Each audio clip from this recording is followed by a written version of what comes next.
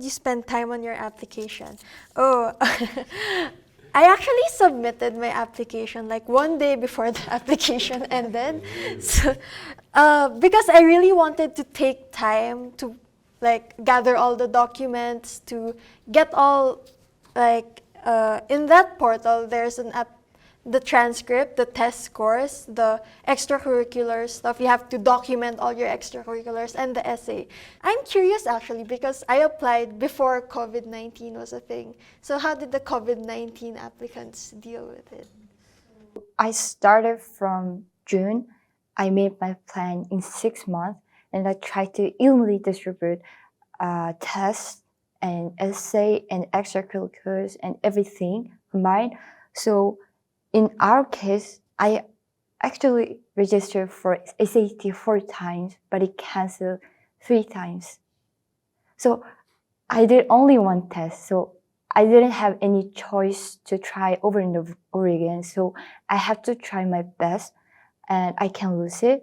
So I did my test in summer, and for autumn and winter, I tried to write my essay. So what I tried is I write one draft every week and send to my teacher and ask to proofread it and try to change my narratives depending on what I want to write.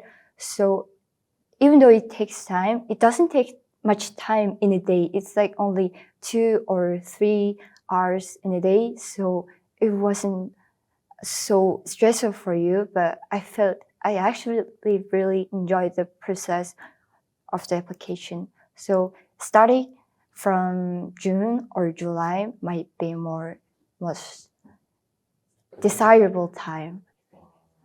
And I thought I started early. So I started 2 months before, so it's around September because the time window for the application period is November.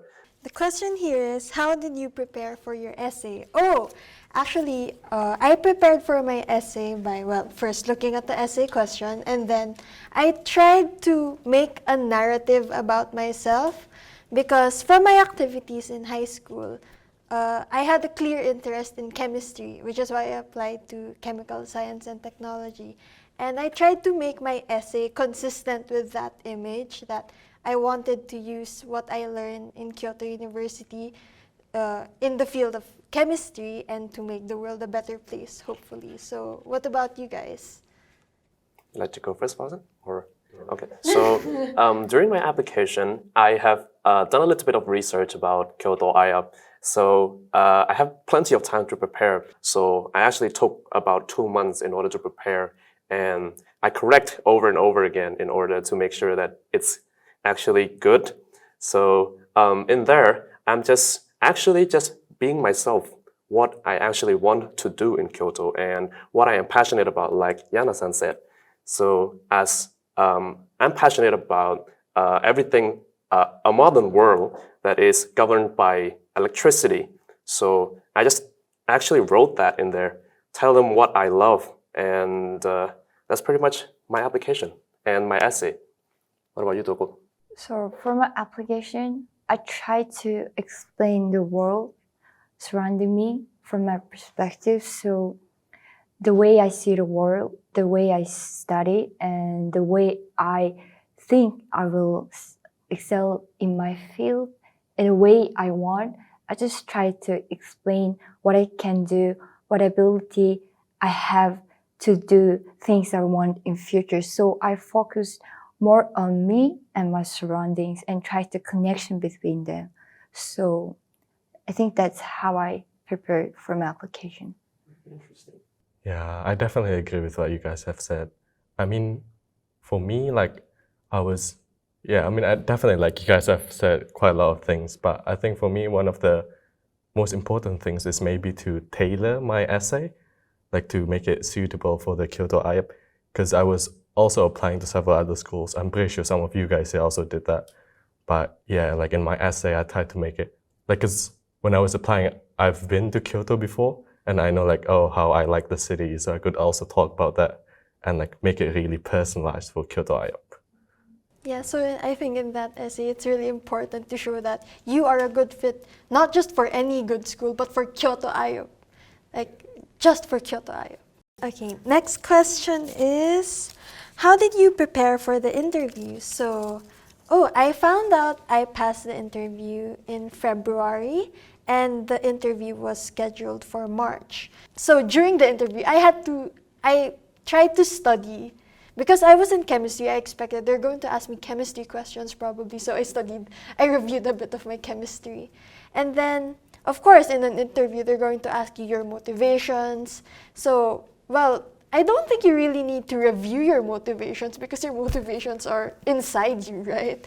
So, yeah, I just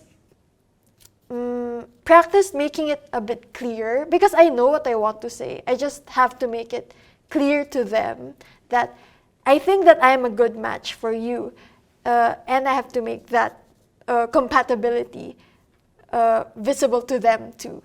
Because just like Yana said, like your own motivation, you don't really need to do a lot of research about it because it's your own motivation. But what I would recommend is to practice it, like in order to show them what your motivation is really about.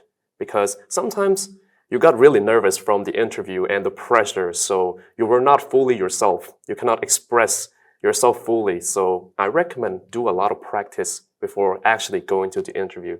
And also make sure that you know yourself and you know what you are applying for. Because I believe they are gonna want to know that what do you know about them, about Kyoto University in general. So I think that's very important too. Preparation itself is useful, but don't overdo it. Sometimes some people sound too robotic when they answer the questions.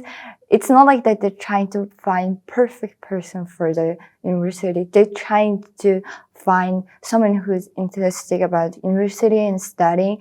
And if they have hard time in university, who have like strong mind to overcome it. So don't be too robotic and try to be yourself as much as you possible, but in a formal way. True. You just need to show them that you have the potential to be a student, to be a part of them, and that their investment in you is worth it. That's actually what they want out of you, not a robot. What Sacha said about practicing, I recommend that actually you practice with a friend because actually when I got to the interview, there was a whole panel and it felt like I was being judged. But because I practiced with my friend, like, oh, can you ask me some questions? And then I just repeated the vibe of what that practice was like. It didn't feel that pressuring, even though it felt the layout of the Zoom, it was via Zoom meeting, was really scary. So yeah, get a friend to help you. Definitely.